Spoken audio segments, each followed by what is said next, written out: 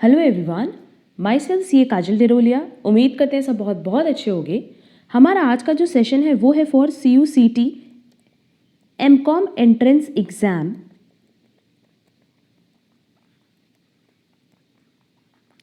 2021।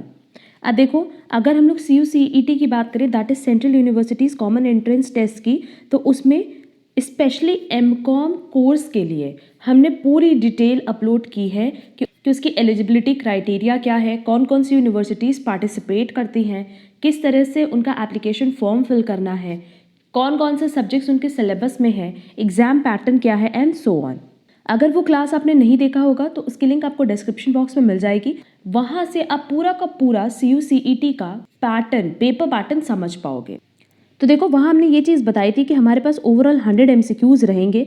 हम वो पूरा पेपर पैटर्न डिस्कस नहीं कर रहे हैं, सिर्फ उसमें से रेलेवेंट पॉइंट एक बार डिस्कस कर ले रहे हैं। हर एक क्वेश्चन करेक्ट करने पे आपको 1 मार्क्स मिलेगा एंड इफ़ इन केस आपने रॉन्ग किया तो नेगेटिव मार्किंग भी है 0.25 मार्क्स की। इन 100 MCQs के लिए आपको 2 आवर्स मिलेंगे, दैट इज़ 120 मिनट्स। तो हमने वहाँ पे भी बताया था कि आप मान करके चलो कि ऑन एन एवरेज आपके पास हर एक क्वेश्चन के लिए 1 मिनट होगा। अब देखो, इसका जो बाइफर्केशन था वो ये था 25 क्वेश्चंस प्लस 75 क्वेश्चंस। अब ये क्या है, ये जो 25 क्वेश्चंस है ये बेसिकली रिलेटेड होंगे इंग्लिश से, लॉजिकल रीजनिंग से, क्वांटिटेटिव एप्टीट्यूड से एंड जनरल नॉलेज से, या कह लो करंट अफेयर से। एंड ये 75 क्वेश्चंस बेस्ड होंगे आपके डोमेन नॉलेज पे। मतलब अगर आप MCOM की प्रिपरेशन कर रहे हो तो जितने भी सब्जेक्ट्स आपके BCOM में थे वो सारे सब्जेक्ट्स से ओवरऑल कितने MCQs आएंगे, 75 MCQs। तो हमने वहाँ पे भी बताया था कि ये 25 MCQs के लिए आप जितनी ज़्यादा प्रैक्टिस करोगे आपके लिए उतना अच्छा होगा। रीज़न बीइंग, इन 25 MCQs के बेसिस पे ही कहीं ना कहीं आपका एडमिशन होगा या रुक जाएगा, क्योंकि इन 25 MCQs में जिसने ज़्यादा अटेम्प्ट कर लिया नो डाउट उसका एडमिशन कंफर्म है, क्योंकि ये 75 मार्क्स आपके BCOM से रिलेटेड है जो बहुत सारे स्टूडेंट्स करेक्ट करके आएंगे, बट ये 25 मार्क्स की आपको प्रैक्टिस करनी होगी। तो आज हम डिस्कस करने वाले हैं एक सैम्पल पेपर पे, और ये सैम्पल पेपर बेसिकली CUCET की प्रैक्टिस के लिए ही अपलोड किया गया है। और ये सैम्पल पेपर बेसिकली CUCET में किस तरह के क्वेश्चंस आएंगे उसकी कवरेज के लिए बनाया गया है। तो आप जब आगे देखोगे ना तो इस पेपर में 100 क्वेश्चंस नहीं है। हमने इसीलिए स्टार्टिंग में बताया कि ये जो सैम्पल पेपर है ये हमारा बनाया हुआ नहीं है, या किसी जो सैम्पल पेपर है ये बेसिकली उन सेंट्रल यूनिवर्सिटीज़ की तरफ से ही अपलोड किया गया है जो CUCET कंडक्ट करते हैं। अभी सैम्पल पेपर डिस्कस करने का रीज़न यही है कि इनका जो पास्ट ईयर क्वेश्चन पेपर है रिलेटेड टू एंट्रेंस एग्जाम वो इनकी वेबसाइट पे कहीं पे भी अपलोडेड नहीं है। अगर वो अपलोडेड होता तो नो डाउट हम उस पर डिस्कशन कर रहे होते, क्योंकि इन्होंने कहीं पे भी अपना पेपर अपलोड नहीं किया हुआ है, कहीं पे भी आपको वेबसाइट पे इनके क्वेश्चन पेपर नहीं मिलेंगे रिलेटेड टू एंट्रेंस एग्जाम। इसीलिए हम ये सैम्पल पेपर आप लोगों से डिस्कस कर ले रहे हैं सो दैट, देखो सिलेबस तो हमने बता दिया था कि क्या क्या टॉपिक आपके सिलेबस में कवर करेगा, बट आपको ये भी पता होना चाहिए कि आपका जो क्वेश्चन का लेवल है वो किस लेवल पे आएगा, सो दैट आप उसके अकॉर्डिंग अपनी प्रिपरेशन और रिविजन कर पाओ। हमने जो ये सैम्पल पेपर एनालिसिस किया है तो सिंपली अगर आप इस पेपर में आगे देखोगे ना, जब हम लोग डोमेन नॉलेज के क्वेश्चंस पे चलेंगे, दैट इज 75 जो MCQs हैं उन पे जो दिल्ली यूनिवर्सिटी का लेवल है ये उसी लेवल के ही क्वेश्चंस पूछते हैं एग्जाम में। तो अब देखो, दिल्ली यूनिवर्सिटी के पास्ट ईयर क्वेश्चन पेपर मेरे पास अवेलेबल है, जिसमें से हमने ऑलरेडी 2019 एंड 2018 अपलोड किया हुआ है। रिमेनिंग 2010 टू 2017 भी हम बहुत जल्दी अपलोड करने वाले हैं। तो मेरा यही सजेशन होगा कि दिल्ली यूनिवर्सिटी में, क्योंकि पूरा का पूरा 100 MCQs बेस्ड होता है BCOM के सब्जेक्ट्स पे, तो वहाँ से अगर आप DU के पास्ट ईयर क्वेश्चन पेपर अच्छे से सॉल्व कर लो, प्रैक्टिस कर लो, तो आपको CUCET के एग्जाम में फॉर दिस 75 MCQs कोई प्रॉब्लम नहीं होगी, क्योंकि सेम लेवल है, सेम सिलेबस है, तो आपकी प्रैक्टिस के लिए ये ज़्यादा हेल्पफुल होगा। एंड लास्ट पॉइंट, हम कई सारे सैम्पल पेपर्स अपलोड करेंगे, जैसा कि हमने पहले भी बताया था, जहां हमने पूरा पेपर पैटर्न डिस्कस किया है कि हम उसके कुछ सैम्पल पेपर्स अपलोड करेंगे। स्पेशली इन 25 MCQs के लिए हम कुछ अलग से प्रैक्टिस पेपर अपलोड करेंगे, तो वो प्रैक्टिस पेपर आप ज़रूर सॉल्व करके जाना। एंड जो हमारे चैनल पे नए हैं उनके लिए हम बता दें कि हम MCOM एडमिशन 2021 के लिए ऑलरेडी प्रिपरेशन स्टार्ट करा चुके हैं। हमारा WhatsApp group and Telegram channel भी है जो कि आप ज्वाइन कर लेना, सो दैट आपको वहाँ से सारे के सारे notes, PDF and past year question papers मिल जाएंगे। जो भी इन्फॉर्मेशन होगी related to admission forms and last जो हम टेस्ट कंडक्ट कराते हैं हर एक यूनिवर्सिटी की MCOM एंट्रेंस एग्ज़ाम के लिए, उसकी भी पूरी डिटेल आपको हमारे टेलीग्राम चैनल पे ही मिलेगी। तो ये जो पेपर है ना, आप इसमें देखो पार्ट ए और पार्ट बी मिला करके ओवरऑल 100 एमसीक्यूज आने चाहिए, जिसमें से पार्ट ए में 25 और पार्ट बी में कितने क्वेश्चंस होने चाहिए 75। तो उन्होंने 25 में से 9 क्वेश्चन और बाकी 75 में से 15 क्वेश्चंस, तो ओवरऑल ये क्वेश्चंस उन्होंने डिस्क्लोज किए हैं सो दैट आपको एक लेवल का आइडिया लग सके कि एग्जाम में हमारा पेपर पैटर्न कैसा होता है। तो ये 9 क्वेश्चंस हम लोग डिस्कस कर लेते हैं और यहाँ से ये 15 क्वेश्चंस डिस्कस कर लेते हैं, तो ओवरऑल एक क्वेश्चन के लेवल आपको समझ में आएंगे। तो चलो फिर हम लोग स्टार्ट करते हैं अपना आज का सेशन। तो चलो अब हम लोग स्टार्ट करेंगे। देखो पार्ट ए, बेसिकली हम लोग को पता है कि पार्ट ए में कितने एमसीक्यूज होते हैं 25 एमसीक्यूज, बट यहाँ पे नहीं है, यहाँ पे सिर्फ लेवल डिस्कस कर रहे हैं। फर्स्ट क्वेश्चन है choose a correct word which is opposite of the word in bold. यहाँ अपोजिट पूछा है, ये चीज़ का दैन रखना। सस्टेन, अब देखो सस्टेन का अपोजिट होगा स्टॉप, इसका करेक्ट आंसर होगा ए। माइग्रेटरी, इसका अपोजिट होगा settled, that is B. Next है choose the word that is most nearly similar in meaning to the word in bold. Plagiarism, theft of funds, theft of ideas, belief in gods, arson. इसका similar meaning है theft of ideas, क्योंकि basically अगर हम लोग plagiarism की बात करें तो इसका मतलब ये होता है कि आप जब किसी और के आइडिया को प्रेजेंट करते हो अपने आइडिया की तरह। हमने क्या बोला, आप किसी और का आइडिया उठाए और उसको आपने ऐसे प्रेजेंट किया जैसे वो आपकी सोच है, आपका आइडिया है, आपका काम है। और कई बार ये हम लोग सामने वाले पर्सन के कंसेंट से करते हैं और कई बार बिना कंसेंट के भी। मतलब इफ इन केस मान लो ये ए का आइडिया है और इसको बी अपना आइडिया बता रहा है, तो कई बार बी ए से परमिशन लेता है, पर कई बार बिना उसकी परमिशन के भी वो उसके आइडिया को अपने आइडिया की तरह प्रेजेंट कर देता है। क्लियर। नेक्स्ट है consanguinity, blood letting, relief, understanding, kinship. इसका करेक्ट आंसर होगा किनशिप, क्योंकि बेसिकली अगर हम लोग कंजैंग्विटी की बात करें तो इसका मतलब होता है ब्लड रिलेशन। क्लियर। और बेसिकली अगर इस वर्ड की स्पेशली हम बात करें तो कंजैंग्विटी का मतलब है it is a property of being from the same kinship as another person. Clear. तो इसका करेक्ट आंसर होगा डी। अब देखो यहाँ पे अगर तुम लोग देखो तो ये जो अपोजिट और सिमिलर मीनिंग के क्वेश्चन है that is antonyms and synonyms, इस पे तो देखो हम ज़्यादा से ज़्यादा प्रैक्टिस कर सकते हैं और हमारे पास इसमें कोई ऑप्शन नहीं है। जितनी ज़्यादा आप इसकी प्रैक्टिस करके जाओगे एग्जाम में आपके लिए उतना ज़्यादा बेनिफिट होगा। इफ़ इन केस मान लो आपको इसकी प्रैक्टिस के लिए क्लासेस चाहिए तो आप कमेंट बॉक्स में कमेंट करना सो दैट हम कुछ classes specially antonyms and synonyms पे भी अपलोड कर देंगे। नेक्स्ट है choose the word that is most nearly similar in meaning to the idiom of phrase given in bold. To meet one's Waterloo, to die fighting, to meet one's final defeat, to meet with humiliation, to meet a strong adversary। इसका correct answer होगा B. तो देखो अभी तक हमने ये देखा कि हमारे पास क्वेश्चन पेपर पे एंटोनिम्स भी आएगा, सिनोनिम्स भी आएगा और इडियम फ्रेजेस भी आएगा। Next, who among the following receive the Nobel prize twice for the same subject. अब यहाँ से देखो आपका जनरल नॉलेज या करंट अफेयर्स के क्वेश्चन स्टार्ट हो गए। तो ये जो नोबेल प्राइज है ना, 2 बार किसी एक ही सब्जेक्ट में अब तक 4 पीपल को मिल चुकी है, जिसमें से पहले हैं फ्रेडरिक सैंगर, दूसरे हैं लिनिस पॉलिंग, थर्ड हैं John Bardeen and last is Marie Curie. तो देखो हमारे पास जो ऑप्शन में दिया है वो दिया है मैरी क्यूरी, तो इससे एक ऑप्शन तो मैरी क्यूरी दिया है और बाकी 3 नाम आप लर्न करके चले जाना। देखो हमने यहाँ बाकी 3 रिमेनिंग नाम लिख दिया है। ये भी वो लोग हैं जिनको ऑलरेडी नोबेल प्राइज़ मिल चुका है एक ही सब्जेक्ट में 2 बार, Frederick Sanger, Linus Pauling and John Bardeen. Next, who is known as a lady with a lamp. इसका करेक्ट आंसर होगा D, Florence Nightingale. Next, which one of the following is the oldest English daily in India. अगर India की बात करें तो सबसे oldest daily है Times of India. अब टाइम्स ऑफ इंडिया की बात करें तो 3 नवंबर 1838 में इन्होंने अपना फर्स्ट एडिशन इशू किया था। कहाँ? मुंबई में। क्लियर। तो सबसे ओल्डेस्ट डेली कौन सा है? टाइम्स ऑफ इंडिया, जिन्होंने अपना फर्स्ट एडिशन इशू किया था 3 नवंबर 1838 में, और वो भी कहाँ? मुंबई में। और 1850 से इन्होंने अपने डेली एडिशंस पब्लिश करने स्टार्ट कर दिए थे। तो करेक्ट आंसर होगा C. Next, who define democracy as a government of the people by the people and for the people? इसका करेक्ट आंसर होगा ए, अब्राहम लिंकन। तो देखो अगर हम लोग देखें तो लास्ट के जो 4 क्वेश्चंस थे वो बेसिकली बेस्ड थे जनरल नॉलेज पे। अब इसमें अगर हम लोग देखेंगे तो हमारे पास लॉजिकल रीजनिंग का और मैथ्स का कोई भी क्वेश्चन नहीं दिया था।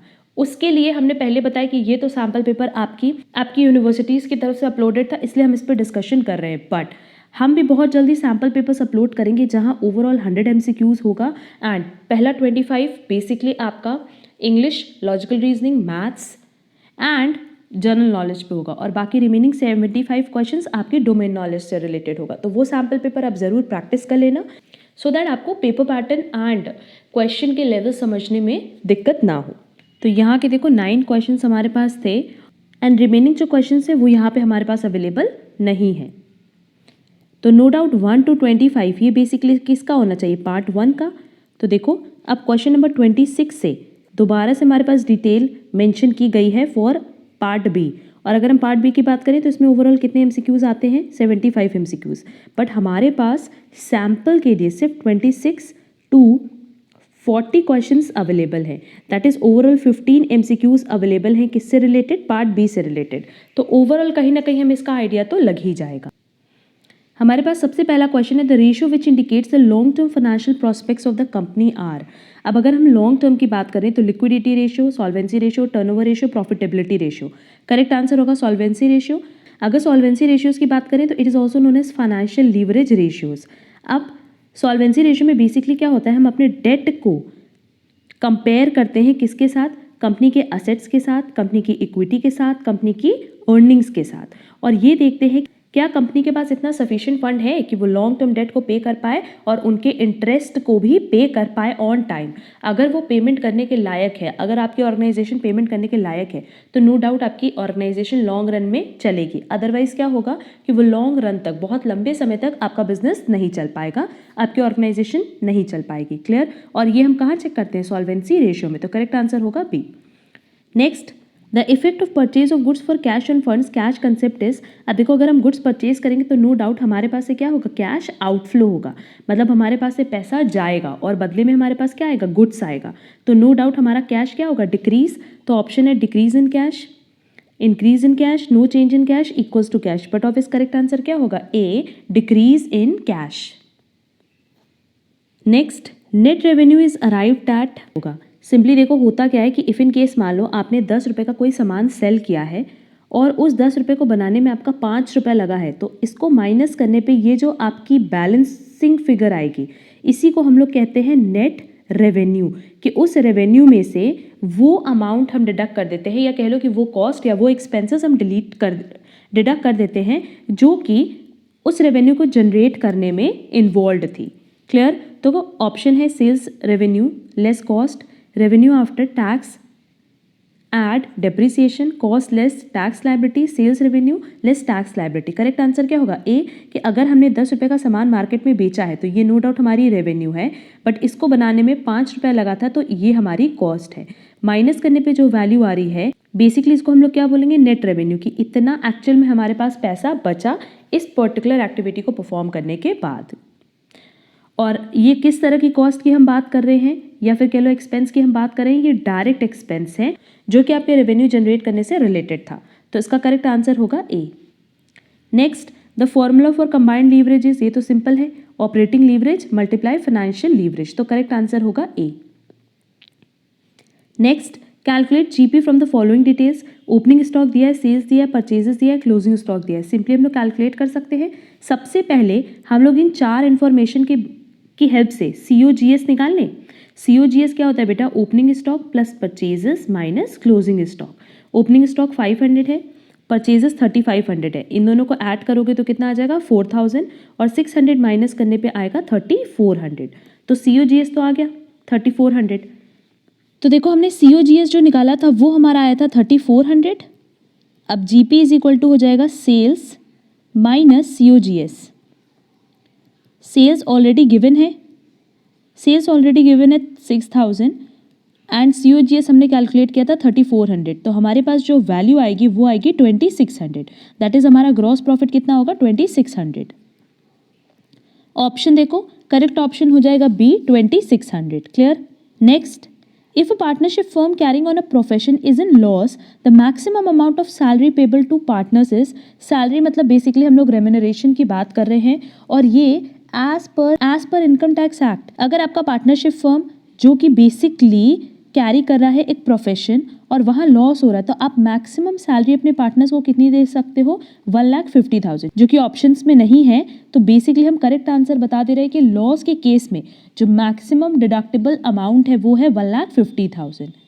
Clear. Next, the incremental cost attached with new funds raised by the company is referred to as. अब देखो यहाँ इंक्रीमेंटल कॉस्ट पूछा है, नॉर्मली कॉस्ट पूछा होता तो कॉस्ट ऑफ कैपिटल, तो नॉर्मली हम लोग उसको क्या कहते हैं, cost of capital. But incremental की बात बोला है, मतलब जो आप एडिशनल फंड रेस कर रहे हो उसके लिए जो कॉस्ट होगा उसको हम लोग क्या बोलेंगे बेटा, मार्जिनल कॉस्ट.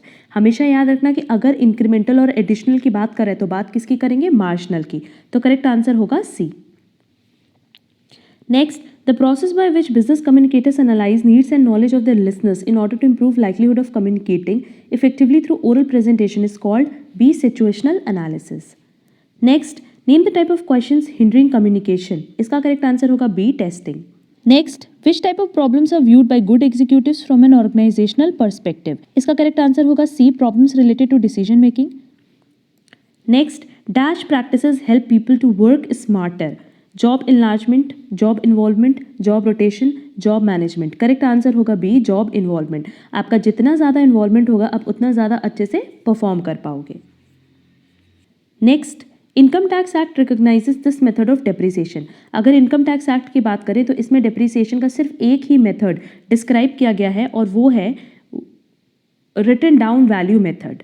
अब आपने सुना होगा स्ट्रेट लाइन मेथड और रिटन डाउन वैल्यू मेथड, या फिर हम लोग कह सकते हैं डिमिनिशिंग मेथड. तो ये दोनों मेथड आप यूज़ कर सकते हो जब आप कंपनीज एक्ट 2013 को फॉलो कर रहे हो. दैट इज जब हम अपनी बुक्स ऑफ अकाउंट्स प्रिपेयर करते हैं ना, तब हम लोग SLM मेथड भी यूज़ कर सकते हैं और रिटन डाउन वैल्यू मेथड भी यूज़ कर सकते हैं. बट जब हम लोग इनकम टैक्स की बात करते हैं तो इनकम टैक्स में डिप्रिसिएशन का सिर्फ एक ही मेथड है और वो मेथड है written down value method, that is B. Next, cost of inflation index is the inflation index number for dash as a base year. अब base year क्या है, 2001-2, that is D. Next, accounts are required to be audited as per the provisions of this section. ये applicable है as per section 44AB. 44AB में ये चीज़ mention किया गया है कि कौन पर्सन्स हैं, कौन से फॉलोइंग पर्सन्स हैं जिनको अपने अकाउंट्स को कंपल्सरीली ऑडिट कराना होता है. Clear. Next, the commissioner of income tax appeals is appointed by.